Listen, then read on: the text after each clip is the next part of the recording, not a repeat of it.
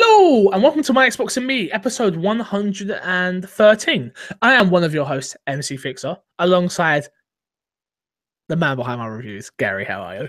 Hi, I'm good. I'm better now. Is that my post? Is that the post? I did. It was like you were going to say something different, and then you didn't. No, exactly. That's my kind of thing. First of all, I'd like to apologize for last week's episode to everybody. Maybe we should have taken a week off, because clearly I'm not allowed to drink on the podcast anymore because I was drunk and it was bad. It was bad. I listened back as I was editing and I was like, oh God, Corey, please don't ever do this to us again. This was terrible. But yeah, Gary, how are you? How's things? I'm good. I had a pretty nasty cold for a while back there. Yeah, back in last year. Back in last year. Happy New Year. Happy New Year to you too, Fix. Yeah, Happy New Year, everybody. 2018 is upon us. We are 3 days in, and I've already broke one of my New Year's resolutions. Which one? So, I said So what I'm doing is I'm giving up. I said in January I'm going to give up pornography, and I'm going to give up meat. Which one do you think I've broke? I mean, that's a loaded question right there. It's a very loaded question.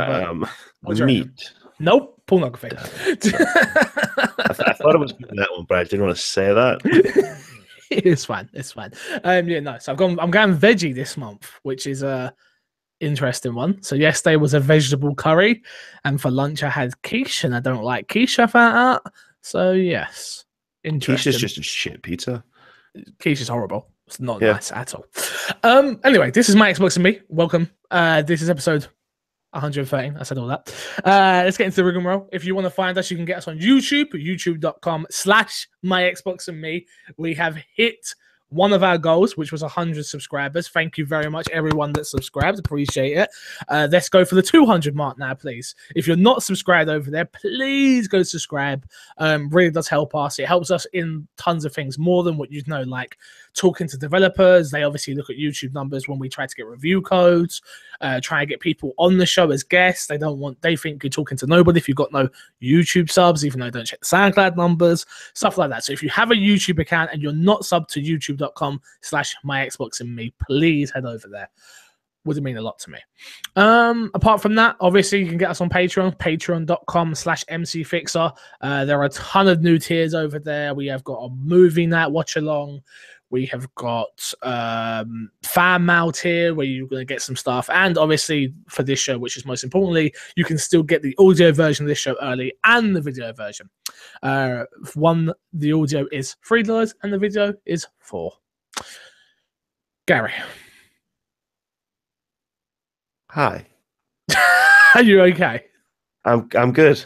I'm good. I'm over the worst of it. Because you're going to ask me what's in my box, right? I am. And I'm going to say I was ill as fuck, and the only thing in my box was Netflix. Okay. Well, so let's jump into what's in your box. What have we been playing this week, Gary? What has been in your box you've been playing? So I've watched a lot of old British sitcoms. Did you know Friends is on Netflix now? I did know that. I did. That's something. So no games from you. Nothing that was on Xbox. Okay. I streamed a bit last night, but as you know, Mario. I was playing Mario. So, well, I have been playing the one and only PUBG on console. Obviously, still enjoying it. Runs so much better on the X. Still, it looks so much better.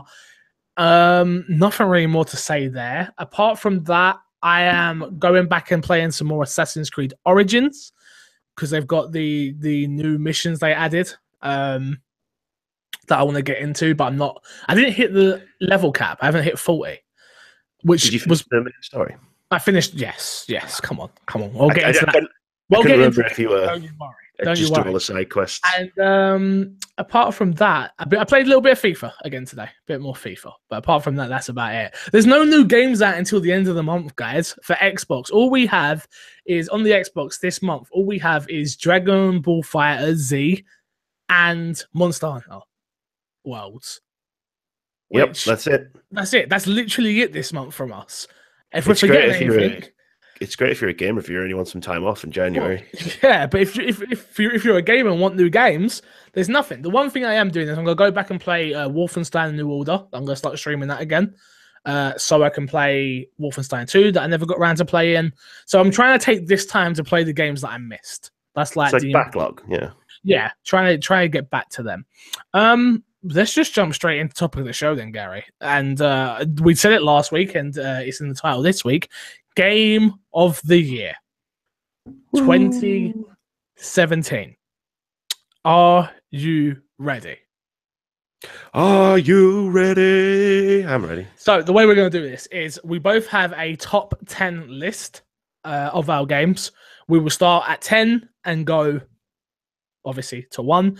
I want to talk about the game that you've chosen for that number, why you've chosen it, what you liked about the game, what you didn't like about the game. This might be a little bit of a longer episode than usual, but I hope you guys enjoy it. There's a tiny bit of news out there, not a lot, so you're not really missing much. So sit back, relax, and enjoy the conversation, I guess. Gary, I'm number really 10. looking forward to seeing how different these lists are. Yeah, I feel like our taste in games diverges on purpose. That is in a few places. Yeah, for me, I wouldn't want someone here who literally not in a bad way. No, not at all. That literally likes the same games as I do. There'd be no conversation about. I wouldn't be playing Monster Hunter World or certain other games. Do you know what I mean? So they would get lost in the shuffle. I got your weird Japanese shit covered, bro. I appreciate it. So number 10, what have you got on your list? So at number 10 on my Xbox Game of the Year list, I have Sniper Elite 4. Oh, okay. I never played it. I really enjoyed that game. Why? What was good about it? It was my first Sniper Elite game. Okay. And like I'd gone all in on it. So like the year before, I talked to the devs at EGX about it. And like played a big level of it. But that like the thing that really, really impresses me about Sniper Elite 4 is like each level, which I think there was 8, is like its own sandbox. Okay. So they're so big. And you've got like your main objective, say like kill such and such is like the main objective, but there's so many optional objectives that take place in like all of these different places, and just sneaking around and trying to find my way to each and every one of these places and to do the objectives and to not get absolutely murdered by Nazis, because again I'm one guy with a sniper rifle,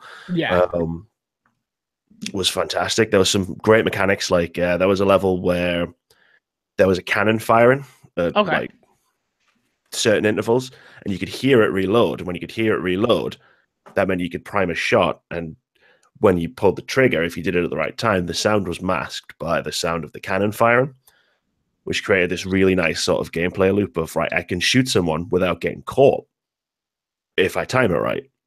Oh, okay, yeah. Because obviously, I don't think you got silenced sniper rifles. Yeah. Which just added another layer to the game. But I really had a good time with it. Number 10. It gets in your top 10. That's how good it was. Yes. Interesting. I did that on purpose, Ben Jack. Okay. Number 10 for me may come to surprise to some people. Resident Evil 7. Resident Evil 7 was interesting. Resident Evil 7 was a great game. Had a lot of fun with it. It did so many things right, but as I've said time and time again, and I was super, super ready for it, it to me still wasn't a Resident Evil game, which to some people they're like, that's stupid. Like, no, that there's such tangential attachments to the series, which we learn even more so with the DLC. And stuff like that. Like, this isn't the Resident Evil world we know. This game does take place after 6 as well, but you couldn't tell at all. So for them to not reference anybody from the Resident Evil world, number 1, I didn't like. Number 2, to have no real iconic bad guy from the Resident Evil world, even being the reason behind the whole thing. I'm trying not to spoil games as well, but if you haven't played Resident Evil, come on.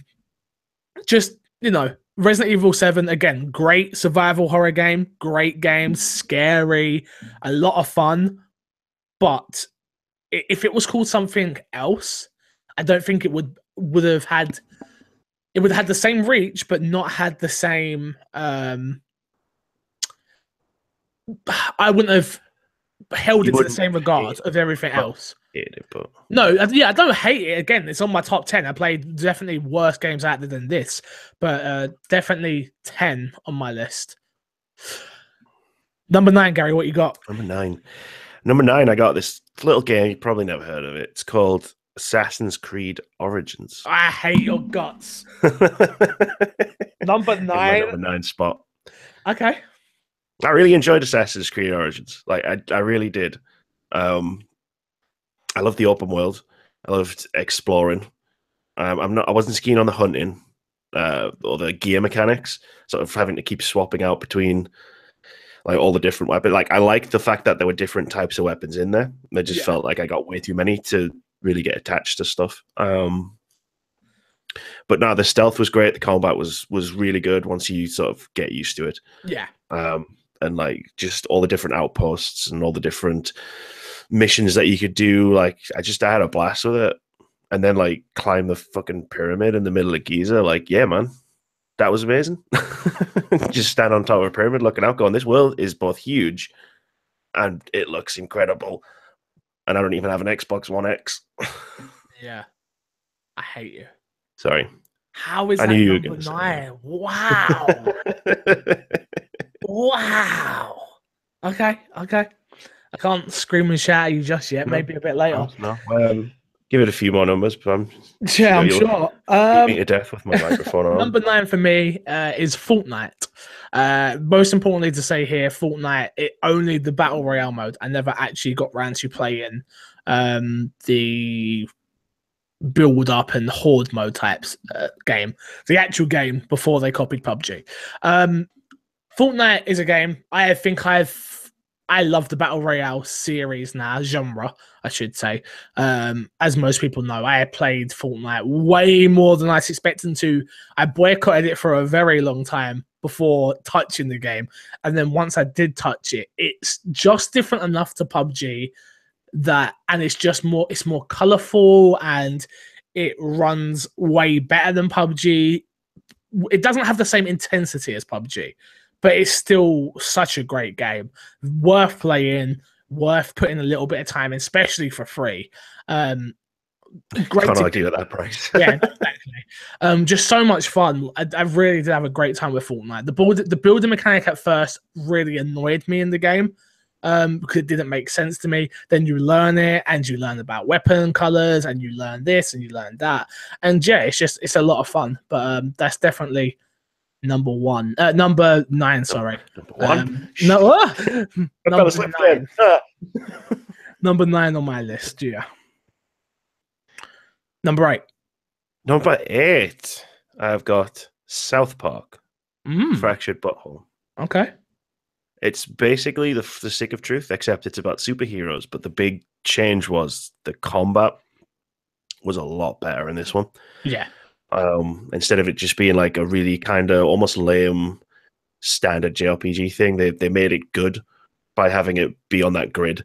Yeah. And you're hitting like different squares, not necessarily just the ones that are in front of you. The story probably wasn't as good as the last game, and the characters and everything probably wasn't as good as the last game, because the last game was surprising, right? No one thought this was going to be amazing.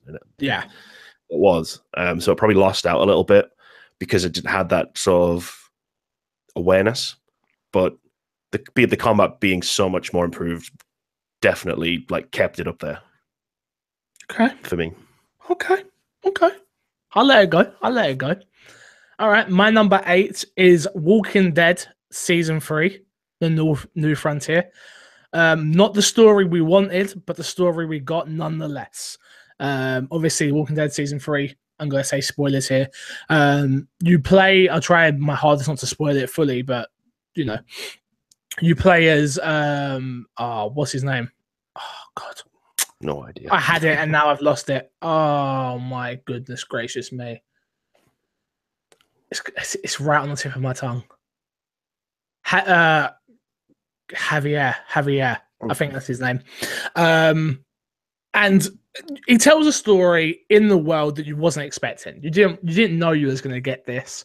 You knew he was going to play other characters other than Clementine, but you wasn't sure what you was getting. You got a story about a family that encounters Clementine along her journey, but you're not controlling that journey, but you can still have an influence on her in a way that I play The Walking Dead because of Clementine. That's why I play those games. They tell interesting and dramatic and exciting stories. We can have the argument whether it's a game or not, but it is. It is, yeah. But for me, that the story was good enough. It wasn't where I wanted it to go to get it obviously higher on my list, but it still told a story that I didn't know I wanted in that world, but was still interesting enough to get it. It still had those moments where you have two decisions and you're like, I know who I'm saving, and then it makes you go for the other person at the last minute. You're like, what? I hated that person this whole time. But most importantly, like I say, just interacting with Clementine in a different way where you cannot control her responses. Like, she can say what she wants to you, and you sort of take that to heart. Because you're like, that's not how I would have said that, or that's not what my Clementine would do, but that is your Clementine. You've got her to this point. You've got her experiencing, having these life experiences to this point. So, yeah. That is number 8. Fair enough. Number 7, Gary? Number 7. Shovel Knight, Spectre of Torment. That's a DLC, right? It's a standalone expansion. Cool. Okay. Not like just a DLC campaign. It's a standalone thing. Okay. Otherwise, I wouldn't have put it in. But no, I mean, it's more Shovel Knight. It's the NES era classic platforming action game, but with a twist. You're not playing, obviously, the Shovel Knight. You're playing the other knight. The guy looks like the Grim Reaper. Instead of bouncing on top of people's heads with a shovel, you've got the slash attacks. So it's kind of like it goes through the same stages and the same levels as Shovel Knight with the same bosses, but it remixes them for the different traversal abilities and the different abilities that the Spectre Knight has.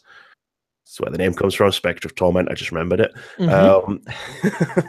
So you end up playing them in like completely different ways, and it's still one of the best action platformers that's come out in the last 5 years, and it's great to just get another piece of that. Okay. I'll let it slide. Next for me is Madden 18. Nah, you might be saying to yourself, how on earth did a Madden game get on this list? Because it's got a great story. The long shot mode has no business being as good as it is. The long shot mode takes you on a journey of Davin Wade, who's the star. It turns out is trying out for the NFL. Doesn't get in, then he gets one more shot in this thing. He gets put into a TV show where he has to compete. Again, you're not expecting any of this. You're expecting a normal, generic, I've been drafted to the NFL, and then my story from rookie to Hall of Famer. That's what I was expecting anyway. And that's not what you got. You got a story of being screwed over, and in a sports story, it felt like the game had a lot of time, a lot of care, and it done the exact opposite of what FIFA done for me. If anyone's played the FIFA career modes, where the FIFA career mode stuck around too long, and you have to play way too many matches, and it's full matches, and it tells a story that I still want, but it's nowhere near as good as Longshot, where Longshot doesn't make you play a full match once in the story mode. If you want to go play a full match of Madden, go play Exhibition, go play Ultimate Team, go play online. This is something totally different. This has mini games and has you running drills, has you calling plays, has you doing all sorts of things that someone who's into American football but not into it like that was super interesting. Like, you could learn so much from just playing this, and that was interesting. It had a different feel to it for a sports game, something I wasn't expecting, something that emotionally got me. And you don't expect to get that in a sports story either. Like at the end where you're not sure if your friend's going to get drafted, and there's 3 different endings where you could be drafted and your friend couldn't be drafted, or you could both get drafted. And I got the one where only I got drafted. And Ouch. yeah, it's crazy. It's great. There's a very definitive moment where you throw the ball to him for a touchdown or not, and if you do it, he gets drafted. If you don't, you get drafted. And then like there's other things like throughout the whole show of your rating and stuff. And yeah, just super, super, super interesting. That was crazy, fun, and enjoyable. Did not expect to have as much fun as I did with that story mode. Sounds good, man. Yeah, man. Honestly, it was one of those ones that it's just you weren't ready for that. I personally was not ready for a Madden game to take over and have Haley sat next to me the whole time, like wanting to know every single moment. Like, do not play this without me. I need to hear this story. Like I say, stuck around. I think it was about 5 or 6 hours long, which is perfect. Yeah, a lot of fun. You got me really hyped. Hoping they put it in NHL now. I want my story mode in NHL. The other thing about Madden also is there is another game under that, which is the Madden game, which is phenomenal anyway. It's still more Madden, just like it's more FIFA, just like it's more NBA type thing, but it's still a great game. But the story mode alone really put Madden above this year. Good stuff. 6. I have a little indie game called Night in the Woods. Ooh, okay. Which was released right back in, I think we talked about it on a podcast not long ago. Really enjoyed it. It's a very different kind of story for video games to take on. Which is you're playing as Mae Borowski, who she's just dropped out of college. She's gone back to her hometown. But everything's changed. Like everything's because it's one of those small American rural towns. Yeah. So like all the small businesses are closing down, and everybody's getting disillusioned, and everybody's getting fucked over. There's targets everywhere. Yeah. So it's very much like if you've ever felt like a bit adrift or a bit lost in life, you're probably gonna find something in this story that'll resonate with you. Beyond like there's like an overarching story where like someone's gone missing and you got to try and figure out where they are, stuff like that, and it's a fine enough story, but it's more about sort of this like there's like 4 or 5 main characters, and it's sort of about how they interact with each other, just trying to struggle through like a bit of a shitty hometown life. I need to play this. It sounds good. Really really like clicked. And like I've the thing about Game of the Year discussions is like games that get released earlier in the year, sometimes you can kind of forget a lot of the deals about them. So you'll be thinking in like February, oh, this game, I'm going to totally be talking about it at Game of the Year. And then you forget so many of the details. You think, well, why did I love it so much? But with Night in the Woods, it's like I've always remembered like certain scenes and certain things that happen where it's always like, yeah, that's why. And yeah, it's definitely worthy of being in my top 10, I think. Okay. Number 6 for me. You should definitely play it. Yeah, I think you'd love it. Yeah. Destiny 2. A game that I really enjoyed. I had a lot of fun with. Probably the best shooter I played this year. Just the gameplay mechanics was really good. They did a better job of a story this time around. Still makes no sense to me, honestly, but a better story. The grind to me was a lot more fun. The grind to me was more achievable. It was a little bit more self-explanatory. You need this, you do this, you get this, you run this. Where Destiny 1, I felt like I was just running the thing and being like, I got nothing to show for it. Like literally nothing.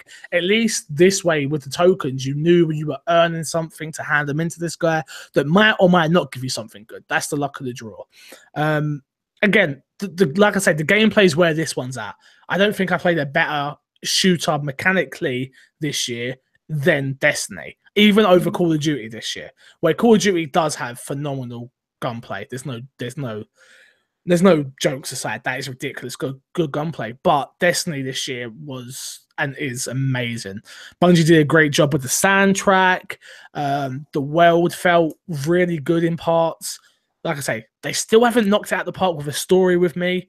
they still haven't. The one thing, it's hard, yeah, because this is something I complain to people about, where I say that game for me is so annoying because it feels like there's not that much content there, but there is. That's the thing. It's just you grind it out. I did a 24-hour live stream. Like, what do I expect? I played it for 24 hours straight. Like, do you know what I mean? Like, we're so we get so wrapped up and selfish with games. You forget they have to stop at some point. And people are making these things. They're not just made by themselves and then just like poof, it's there. So the one thing that I'm sort of selfish with, there's not a ton of content. I still didn't get to raid again, which frustrates me so much that I didn't get to actually do the raid. But other than that, the game was so much fun.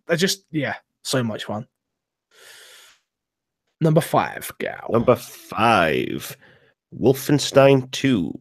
Oh, the new Colossus. Talk Really to me. enjoyable game. I'm playing number 1 today. I'm going to play the first one so I can get to this. So talk to me. Yeah, I'm just going to keep talking about it until you actually get to it. I'm gonna. No, really, really enjoyable game. Somehow surprisingly really relevant in 2018, I guess now. Yeah. But superb story, excellent characters, which is like, it was a surprise in the New Order because that game had an excellent story and really, really good characters on top of like good first-person shooting mechanics, which is what you would just expect from a Wolfenstein game. Yeah. And this new Colossus is the same. It's crazier. It's sadder in parts. It's funnier. And there's some issues with the AI being incredibly dumb. Like the enemies are more bullet spongy as opposed to actually being difficult to kill. But no, it's a solid first person shooter that I had a lot of fun with. I never got to it. I just enjoy killing Nazis in video games. Yeah, I get that. I just practically how I was raised. Yeah. Number 5 on my list is South Park: The Fractured Butthole. Again, same as you. I enjoyed it a little bit more than you, clearly. I like crude humor. I like South Park humor. I love the show. I watch the show religiously, obviously, like most people, like a lot of people, I should say. For me, they did a great job of continuing the story of the new kid. They did a great job of social commentary of transgender and I loved everything about those things and stuff like that. Like, you play as a black guy, you earn less this. You do those type of aspects of the game. There's so much to it. The one thing about that game that I spoiled for myself is I played it in little parts where I would have enjoyed the game way more if I just played it like I usually play games. So I did myself a disservice there. But apart from that, it's still, I agree with you. It didn't have that shock value that like the first game had because we'd already experienced it. So we knew what we was getting. But I do enjoy superheroes way more than I do like the mythology type stuff, fantasy type, I should say, fantasy type stuff. So for that was amazing for me. I love going around taking selfies with everyone, figuring out how to take a selfie with people. Just that game was so much fun. The one thing they didn't do is they didn't have that Canada moment in this one. I was expecting that again, that type of funny moment there, but they did some really good stuff that I enjoyed. Everything with Token just makes me laugh. I think it's because I can relate a little bit, and it just makes me laugh so much. But yeah, that's my number 5. Good stuff. No, I really enjoyed it, like, as well. I enjoyed 7 more games more though. Definitely. So my number 4, another indie game. I've seen so many people pronounce this in so many different ways. I'm just going to pronounce it the way I've been pronouncing it for the last year. It's called The Sexy Brutale. It's an isometric puzzle game. Because I can tell by your face that you already know, but I'll explain it anyway. Yeah, I totally know what this is. I'm Googling it now. And basically, you're in a casino called The Sexy Brutale, and all the guests get murdered. And it's about you have to stop each murder. Okay. By doing like time travel. You've got time travel mechanics. So you get this special mask that allows you to rewind time. Yeah. Now, the trick is that you can't be in the same room as a person. So you can't just run. If someone's going to get shot at like 3 o'clock, you can't just run in and stop the guy from shooting them. You've got to figure out how to do that by affecting the environment. So you can only go into certain rooms when there's no one in there. And obviously everything happens on schedules. Oh, sugar! I played this at EGX. Yeah. Yeah. It's fantastic. Okay. Oh, interesting. It came out like summertime, I want to say. Superb game. Absolutely superb. Just the way that the time travel stuff actually works, and like you like as you slowly sort of figure out how to save someone from dying. Yeah. It's just brilliant. Okay. Okay. I wasn't expecting that. I'll be honest with you. You get that a lot with me as a co-host. Yeah, tell me about it. Cool. Number 4 for me is a game called The Evil Within 2. I enjoyed that game so much. It was the sequel I wanted and more, which I didn't know that I wanted. I knew I wanted a sequel, and I knew a sequel was coming because the first game done well. But it expanded that world so much more and gave characters a little bit more backstory and emotion. Sebastian was a character in the first game that didn't really show any emotion considering all this craziness was going on in his life. He sort of just went, oh, okay, and I'll just get on with it. In this game, he understands what's going on, which helps him, but he still freaks out to certain aspects of it. And obviously adding his daughter to it all makes him go a little bit crazy, act in a certain way and react in certain ways. They had the cool kill camera guy, one of the bosses in it, which was awesome. I remember walking through that first corridor and just seeing that the dead body of the guy's slit throat and just seeing the blood splatter and then go back in and time like a time capsule. And he's like, wow, this is cool. This is cool. And then the game opens up a little bit. Like I say, I explained it's not open world, but it definitely gives you room to explore the world and go here, go there, find your weapons like a good survival horror game does. But it doesn't keep you in a confined mansion or house, or it gives you can go around the world. You can, do you know what I mean? So it just had a lot of fun. A lot of fun. I know you played it as well and didn't enjoy it as much as me. I couldn't get into it, but I did enjoy watching you play it on Twitch. Yeah, but I really enjoyed it. Really enjoyed it. So that's why. Go on. My favorite thing that I saw from a game in 2017 was I saw on Twitter someone posted the clip from The Evil Within 2, where it's that guy in the basement and he's like, "It's evil out there, man." And then he goes, "But there's evil within too." And like, look at the camera. Yeah, I don't know how they got that as an Easter egg. I don't know how they did that, but yeah, that was the best. That was cool. I love that. That's the good thing about video games, though, is they can do that type of thing. They can play around with certain things and just get away with it. It doesn't break the game. It doesn't break the immersion. No, it's just a funny Easter egg. Just to before we move on, do you think we get a number 3? I know this one didn't sell well. I hope so. Bethesda seem incredibly committed to single player games, and I wouldn't be surprised if there's some sort of contract between Mikami and Bethesda. Yeah, Tango Works worked on that one. They did a great job. Number 3, what you got for me? Number 3, I have Injustice 2. Another game I missed. Just not even a fighting game fan. Yeah, but loved it. As far as Injustice 2 goes, I admit bias to being like a DC fanboy. So I love DC Comics. I love the DC characters. So I love Injustice because it's got all that stuff in it. I love the fact that it's like a what if tale. What if Superman was basically a dick? Instead of being like the ultimate good guy, he's like the ultimate bad guy. Okay. The fighting mechanics work for me. Like I can't like describe fighting mechanics very well because I'm not very good at fighting games and I don't play very many of them. So yeah. Like I don't know about like EX this and supers and reversals and whatever else is normally in fighting games, but I pick up a controller and I play Injustice 2 and I have a lot of fun. Fair enough. And the fact that it's got the outside of like this really awesome story mode with like fucking like you'd think almost at times it was like a normal like story driven game. Okay. Whereas like it's got like the cutscenes in between all this stuff, and then there's like actual like narrative happening. It's got the multiverse mode, so I can just keep playing it single player. So once I'm finished with the campaign, I'm still enjoying it. I can still play it without having to either replay the campaign or go online and get my ass kicked by people. Yeah, that's cool. I'm a Marvel fanboy, and I still didn't even get Marvel vs. Capcom. So that says a lot. And I really want it, and I still want to play it. I just didn't get to it. And at the time of Injustice 2, I was still boycotting DC because I didn't get it. The only DC film I'd seen at that point when it came out was Suicide Squad, which I enjoyed. It was fine. It wasn't amazing, obviously, but it was fine. It had problems, but it was fine, in my opinion.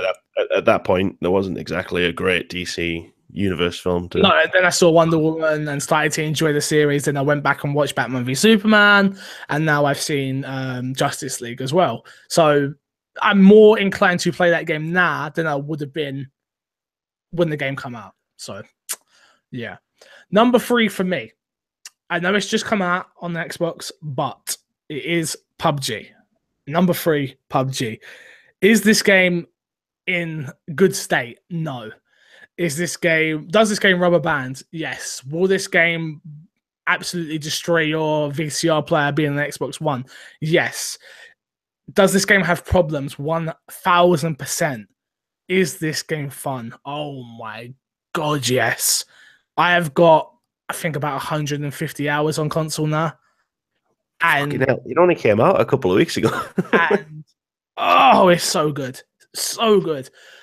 Like I said, it's not the same as the PC version. There are new rules to that world, which is like, if you get to the final 10, more than likely you're going to be having to dodge cars because everyone wants to be a fucking rally driver for no reason. But man, if you own an Xbox One and you don't have this game, you're missing that. Mr. Moody finally got the game. After boycotting and saying how it doesn't look fun, he doesn't enjoy watching it, he doesn't this, he doesn't that. And he says he still doesn't think it's amazing like the way we go on about it, or some people go on about it, but he gets the appeal now he's played it. And I do think once you play and you start getting good, that's when the bug hits. It's not the start, it's not the beginning part. The beginning is the hardest part, of learning which ammo type goes in what, going through the menu, especially with a controller. There's a ton. Learning the spots to drop, learning how to kill people, looking around corners, etc., etc., etc.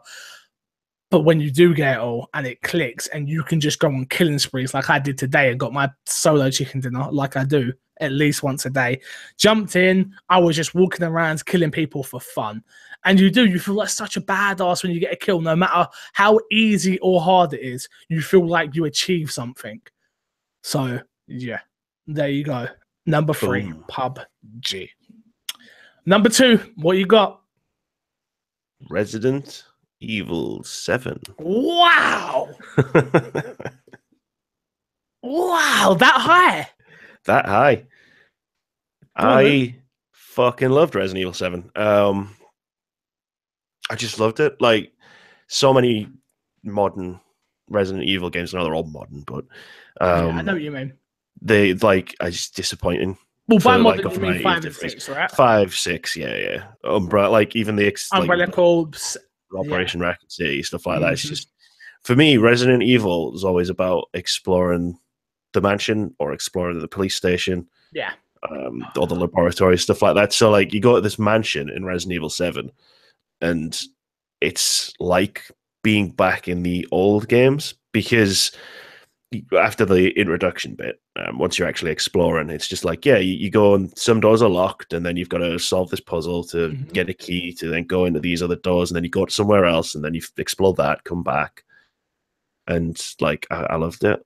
Like, for that reason alone. Like, I probably would have liked it more if it had been, or I probably would have liked it in period if it had connected in more ways to the series as a whole, like you were saying before. But nah, man, like, just as a gameplay experience, like, as it was exactly what I guess I needed from Resident Evil after some of the previous entries. Okay, I can live with that. Number 2 for me is Cuphead. Sorry. Go on. Cuphead, obviously, my problem with Cuphead and why it's not number one and it's number two is the game is too difficult. And that is the appeal to some people, but isn't to some others like me. Cuphead is a phenomenal game with phenomenal art, with phenomenal sound, with phenomenal gameplay, with great platforming, with everything. It has everything that makes a 10 out of 10 game for me, except for the fact the game is too hard. And for me, that is a block. That's a huge blockage to someone like me who I love the game. I love the way it looks, but I can play that game for 1 hour. Like literally, we're doing a Let's Play series right now. If you want to go watch it, youtube.com/MCFixer. Me and Haley are playing through the game together co-oply. And I just can't play that game for more than an hour. And if I do, I get angry and I get frustrated. And don't get me wrong, yes, that's because of my own skill, because the game does a great job of teaching you how to beat the boss, and then you need to do it. But that game just gets me so angry, and not like in like a Call of Duty angry, where you die, you respawn again, don't you, straight away. That game frustrates the hell out of me and gets me so angry that I just can't put it as my number one. That is, they needed to. I heard there was always rumblings that they were going to do an easy mode, and they did the regular and simple mode, but that takes away from the game if you put it on simple, because the bosses are not as long, and it's not. I did it on simple, and I'm like, it's still challenging. It's just not as long, and it takes away from the actual game. That's why I have to play that on regular. But it needs an easy mode. It needs an in-between mode between the two, where the levels are still as long and still as much so fun, but the bosses are a little bit easier towards the end. Yeah, that's my two bobs. But damn, I can tell you where I'm at on the game. I've just finished World 1, and that was like, yes, oh my god, we finished World 1. But I am so not compelled to do World 2. If I wasn't doing a Let's Play series for this game, I wouldn't finish it. But that doesn't take away from how amazing the game is from what I have played. Yeah. So, number 2. Gary, what's your number 1? I just keep talking about Cuphead, yeah? Keep going. No, well, everything you said is spot on. Art style, soundtrack, sound effects, the whole package, like... That, I mean, and that's one of the that is like, plus with the platforming and how well the gameplay is designed, that's why it's my Xbox Game of the Year. Like I've never been put off by difficult games. Like I love things like Dark Souls. Love them. Bloodborne, Neo, Ninja Gaiden back in the day. Yeah. But I think you're right in terms of difficulty. I think there should be an easy, because. But between regular and simple, like it's not actually any easier on simple. No. It just removes certain stages from the boss fight, but the other stages that you're still encountering are still just as difficult as they would be if you were playing it on regular. And for some reason, you can't actually finish the game on simple anyway, which is just ridiculous.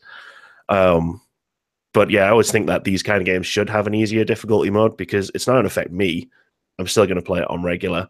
Yeah. But it could let you play the game and actually really enjoy the game. Exactly. And then put it in its rightful place at the number 1 spot. Yeah.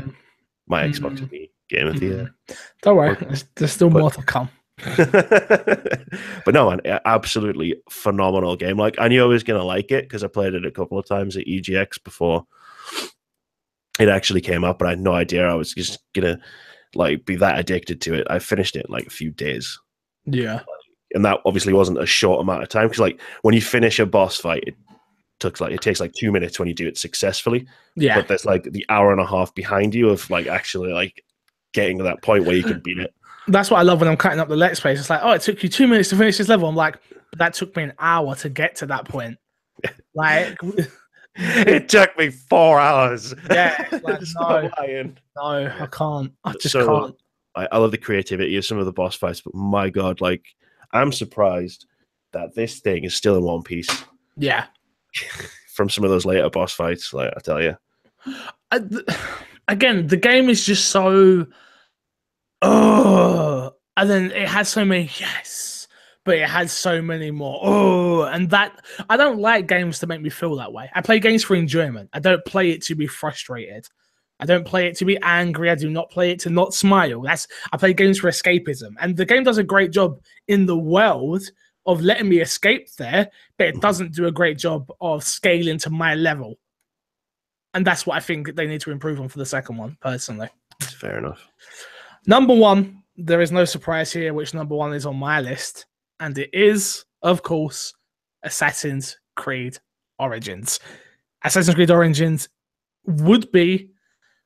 is the game that caught me by surprise the most. I didn't even buy the game. Haley did. I wasn't going to pick it up because it's another Assassin's Creed game. I saw certain people out there on the interweb saying how good it is and how they enjoyed it, even though they didn't enjoy previous Assassin's Creed games. For anyone who wants to know my history on Assassin's Creed, it's 1, 2. I played a tiny bit of Unity. And this game, I've said it on the podcast before, but if you're only just listening for the first time, this game to me just took me to a whole new world. A whole new world. Sorry. A whole new world. I couldn't help myself. Where it just, I wanted to learn more about Egypt. I want to know more about the characters. I like the characters. It made me cry a few times. It had everything for me, this game. And this is the only game this year that really, really, really resonated with me like this, where I just wanted to keep playing and keep playing and keep playing. And there was plenty of times I had those nights where I'm up just hunting. Like I remember being in a party with Kresh a couple of times. He's like, "Oh, what are you playing? Do you want to play something?" I'm like, "No, I'm hunting Assassin's Creed." He's like, "You're still doing that?" I'm like, "Yeah, I must have been." I didn't get out of that prologue area for at least 2-3 hours, just because I was going around the world and hunting animals and upgrading my stuff and getting new weapons and helping this person out and talking to this kid, and just so much fun. And obviously, I've not played it on my X yet, but the world looked beautiful. It sounded beautiful. Everything was right with the game. There was obviously glitches, which is a shame, but that's every game nowadays. Do have problems, do have glitches. But the only thing I disliked about that game was the mission where you have to look at the bits, you have to look up at the stars and align all the dots. That's the only thing I didn't like. And even that, when you take too long to do it, it shows you where to go. So I'm like, you know what? You got me. You got me. I'm down for that. No problem. Gary, we have got Assassin's Creed on our list together. South Park on our list together. Resident Evil on our list together. 3 games of 10. Cuphead on our list together. So 4 games. Yo. Let's start. We're going to do a top 5 between us. All right? My Xbox and me top 5 games of 2017. Could be the one where we fall out. Number 5. Where are you going to go? Number 5. Well, I guess we've got a top 4. Well, so the top. Well, if we start at 1, we're going to go Cuphead. Yeah. I'm okay with that. As our game of the year, my Xbox and me's game of the year, Cuphead. Okay, it was the only exclusive that done well this year. The only exclusive that I cared about. I didn't care about Halo Wars 2. I didn't care about Forza Horizon 7. And I didn't care about Super Lucky Towers. I suppose next would be PUBG of the exclusive.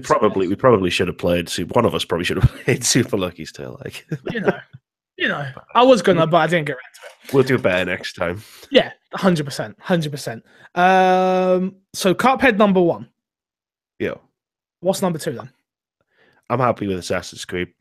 Yeah. At number 2. Yeah.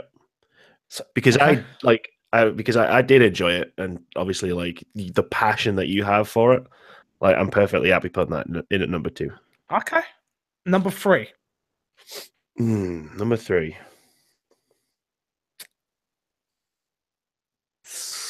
That's a tough one. That's where it gets a bit tougher. South Park?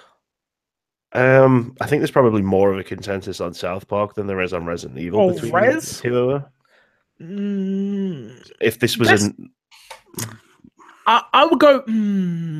As much as I didn't love Resident Evil for the reason of it not being a Resident Evil game, it's still a quality game. Oh yeah, 100%. Like everything on this, And my top 10 is like A quality. quality game, 100%, 100%. But I could definitely, if you're okay, so you're two, and no, we can go Res. That's my 2. Yeah, Yeah? let's go. Yeah, we'll go Res 7. That's fine with me. And then South Park. And then South Park. And then and we don't match up. Well, yeah, what was your 3? Assassin's Creed, Cuphead, PUBG. And PUBG. yours was Injustice. Cuphead, Resident Evil, Injustice. Yeah. Yeah, those are 2 very different games. Well, to be fair, I didn't play Injustice, and PUBG is in early access. So if it's going to be as good as the PC version, it's going to be good. Yeah, but it's not good right now. Yeah. Okay, I'll give it to you. Nice. I don't like being outvoted like this. I didn't vote. I know, but I can feel it in my head saying you've got to give it to the game that's actually out, Corey, not the one in early access. All right, our top 5. Injustice 2. South Park, Resident Evil 7, Assassin's Creed, and Game of the Year 2017 for my Xbox and me, going up with Tomb Raider and Fallout 4, I believe. Cuphead. Woo! Good job, guys. You did it. Congratulations. Congratulations, Cuphead. What a game. You did it. Very good game. Very, very, very good game. Like I said, ton of fun. Ton of fun. Beautiful art style. We won't see a sequel for at least another 3 years. It'll be a long time before we get a sequel. And they deserve all MDHR? Yeah. HR deserve everything they're getting right now. The game just sold over 2 million copies on Steam and Xbox. They made the right choice, I think, going with Xbox as well. Yep, 100%. Xbox did the right thing, the way they marketed it. They showed it off. They showed boss battles. They were like, it needs more than that. They went back. They took it away for a while. They come back, and boom, we have the product we have now. The Hauser brothers deserve, and the whole Hauser family that worked on the game, congratulations. Thank you so much for all the enjoyment on the game. And I cannot wait for a sequel if we get one. Do you think we get one? Do you think we get a sequel? Yeah. Absolutely. Yeah. Greenlit straight away? Yeah. Okay. I think they're already working on it. Not like making it. I think they're already planning it. Yeah. I hope so. Well, that was topic of the show. How about we get into the news real quickly? First piece of news, we have Microsoft discontinues Xbox One X Kinect adapter. Microsoft has ended production of the Kinect adapter, the USB accessory that requires you to connect the Xbox One Kinect to the Xbox One S. After careful consideration, we decided to stop manufacturing the Xbox Kinect adapter to focus attention on launching new, higher fan requested gaming accessories across Xbox One and Windows 10. Rest in peace, Kinect. You have officially died. Yeah. You were very occasionally useful when I couldn't be asked getting up, but I remember thinking I've had 2 Kinects in my life. One, the original Kinect on 360 same. for UFC and working out and being like, this is amazing, achievements, I'm gonna do this every day, and then realizing that I had to go downstairs in my front room to use it because there was no room in my bedroom. Yeah. And being like, oh, okay, this doesn't help me much. And secondly, obviously, I bought the Xbox One X, the Xbox One, and it come with it, and I had to pay the extra £100 or whatever it was to get it. But I remember thinking, yeah, I like this. Xbox on and Xbox pause and I'm going to use this. And if you can't see, if you listen to the audio, I'm waving my hand in front of the camera, and it just so wasn't what we needed or wanted. No, it really wasn't. There was a Fantasia game for it. That was amazing. That was really, really good. But apart from that, no, I can't think of a single game that I played and enjoyed. Yeah, I can't argue. I mean, it was great in the early days to say Xbox record that, but now apps record. So yeah, exactly. Next piece of news: Turok maybe finally coming to Xbox One X. The PEGI have rated it. The game was released earlier on Steam about a year ago. It is the N64 version of the game. I think it's been higher res and stuff like that for PC, and I think the rating balls have gone through, so it's going to be coming to Xbox, we believe. Did you ever play Turok on the N64? I remember playing that. No, man. I remember my friend had it. Oh, it was one of those games I loved. I loved Turok. It was like that, GoldenEye, that, Diddy Kong Racing, and Mario Kart. Those were like the games me, my dad, my brother used to get it around my nan's house, and we used to just play and just kill each other. It used to be so much fun. Next piece of news, and again, there's not much I'm scraping here, I'm not going to lie to you. Online free roaming coming to in the 2018 for Need for Speed new game. So you'll be able to online free roam till your heart is content. UK charts, we have number 1, Call of Duty, number 2, FIFA, number 3, Star Wars, number 4, Assassin's Creed Origins, number 5, Grand Theft Auto, number 6, Mario Odyssey. I can't. It says something else on my screen. Number 7, The Sims 4, number 8, Gran Turismo, number 8, number 9, Jesus, maybe I can't count, Mario Kart Deluxe, and number 10, Zelda, The Breath of the Wild. So, FIFA, Star Wars, Call of Duty is still doing amazing. Still doing the business.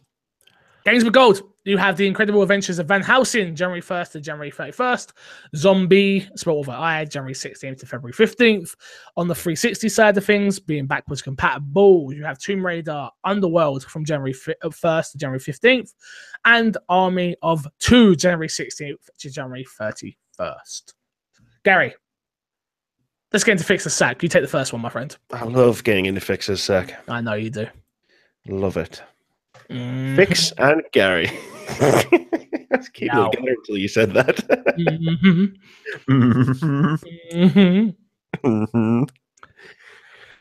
Happy New Year. My Xbox exclusive game of the year is Cuphead. Us too. My cross-platform game of the year is Thimbleweed Park. Matt, Gamertag, Lil Smitty. That's LIL space SMIY. Yep, we agree with you on the Cuphead front of things. I never played the Thimbleweed Park. Nope, I heard good things about it, but it was a game that I just never found the time. Yeah, to play, so 100%, I'm there with you. Unfortunately, I missed it. Is it worth playing, Matt? Email in myxboxandmepodcast@gmail.com. If it's worth playing, tell us for next week. Yeah, definitely. We've got time on our hands. Yeah, right now there's a little bit of time to get back to games that we may have missed, so I'm definitely down to try something if it's good. First and foremost, Happy New Year and best of luck for 2018 and onwards. Wishing you and Haley and Gary all the best this year's chapter. Right, back to business. See you, which is something I say to this gentleman. My game of the year is a shock to myself, having never really liked any of the other entries in the series. I decided to pick up Assassin's Creed Origins. What a brilliant game. The story is not the most engaging, but the pure setting, looks, mechanics of the game, I enjoyed it all. As someone who has little time to game due to the kids, I tend to steer away from RPGs and open world games as I don't have time to commit to them that they deserve. Assassin's Creed Origins, though, feels the perfect pick up and play. Totally agree. I can turn it on, clear a few areas, and put it down. Till next time. Enjoying it that much, I'm also going for my first 1000G. I don't usually 1000G, but found that this will help me get most out of the game. Now, I'll be honest with you. It doesn't say 1000G, it says trophy. It doesn't say 1000G. I'm sorry. Audience, we have a PlayStation fan emailing in. So should we just shut it all down now? Or It's just done, isn't it? It's just over I with. guess we're just done. That's it. No, I totally agree with you, Jimmy. Cheers from Jimmy.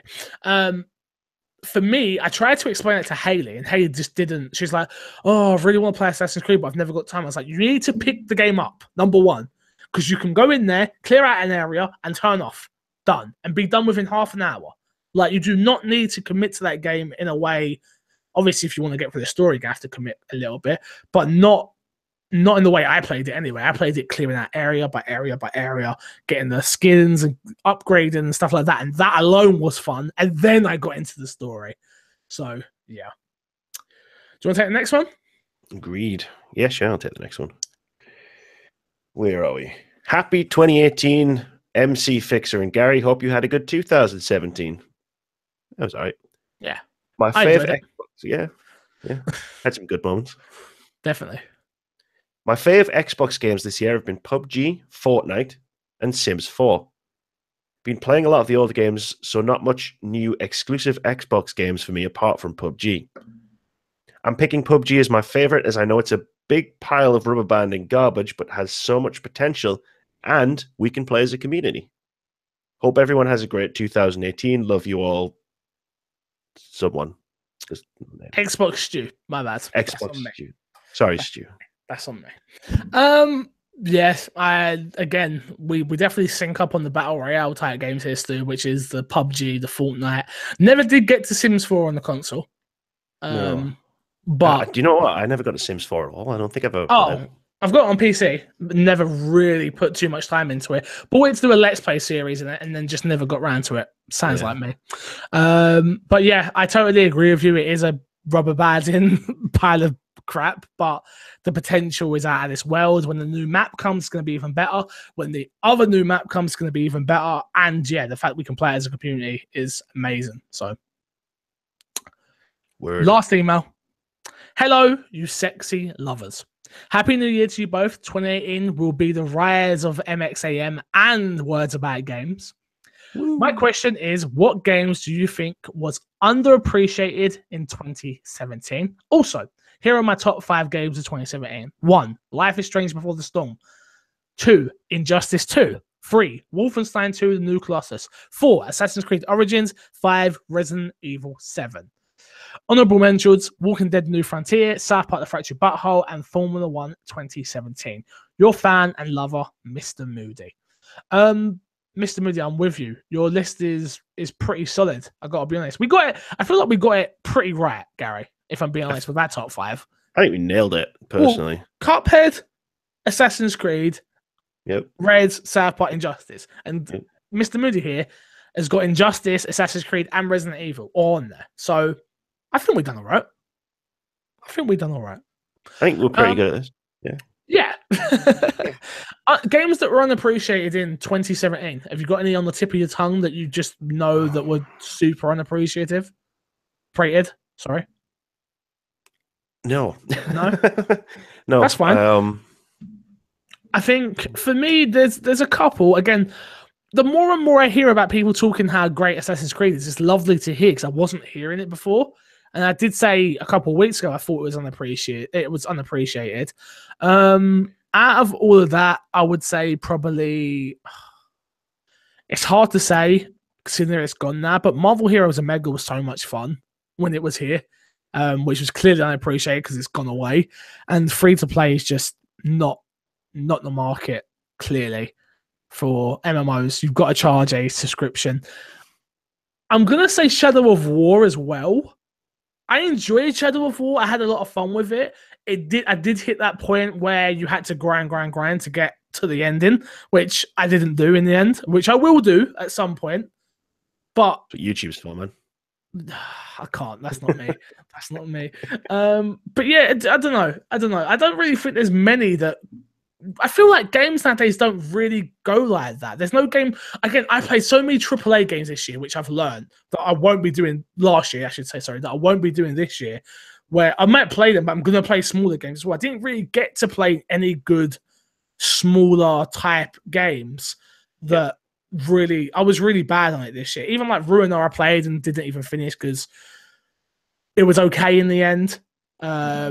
Like, what else is there? I played Friday the 13th. That was the most disappointing game I played this year. I think 2017 was definitely not the year to be okay. No, like, that's exactly. I totally agree with you.